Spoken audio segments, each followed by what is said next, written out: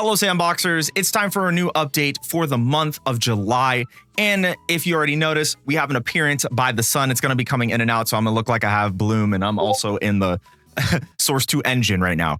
Either way, let's get right into it. Let's start off with map builder optimization. They fixed the way that Hammer's map builder would break up map meshes into excessively small render clusters, in return resulting in huge amounts of draw calls.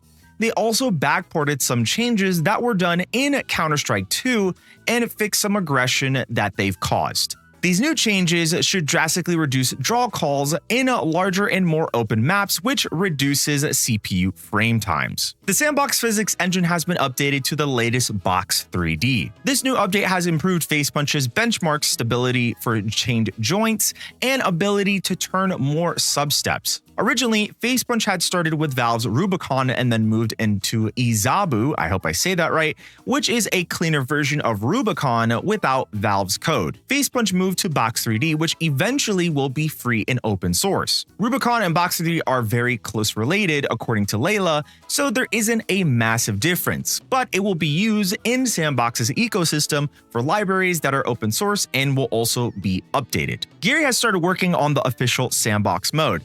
He's been taking the time and trying to be considerate about it since it's his baby and he wants to do it right. The plan is he wants to create a foundation, then experiment on it for a while. He has a few tentpoles that he wants to bring to the game. Mountain add-ons, which is the biggest piece of news, are the big ones.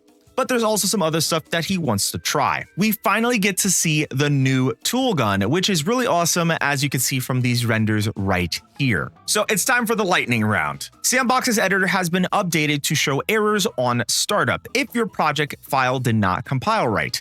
New auto exposure has been added and been backported from CS2 to Sandbox. Decal rendering is in the game, which is much more improved and looks amazing. Default surface decals have been added, including most of these decals coming to the workshop in the future to be used for games that will be made in Sandbox. Grab animations have been added for first-person weapon animations. And that leads us to our summary. Gary states that everything is getting easier and more refined with Sandbox. The Sandbox mode is being worked on, which is a signal that there is a release in sight. Gary also mentions a release window of early 2026. He thinks that by that point, there should be enough games and content developers have created in the developer preview to keep people engaged. He says after the release, we'll keep iterating every month like we are until we're dead. I do want to say, I think it's very, very awesome to be able to hear news about new stuff that is coming not only to the Sandbox mode like mounting and add-ons, which is insane news, but also a release window of 2026. Now,